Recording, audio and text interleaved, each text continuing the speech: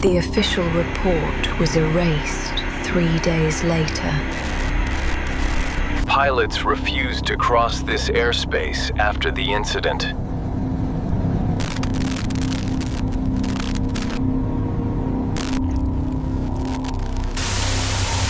Some believe Kailash was not merely a mountain. Every navigation system stopped functioning here.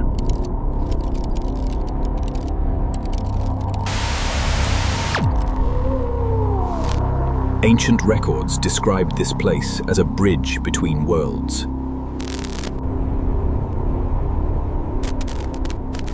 The mountain was never meant to be conquered. Some travelers claimed time itself moved differently here. Witnesses described a presence that could not be understood. Thoughts can become alive.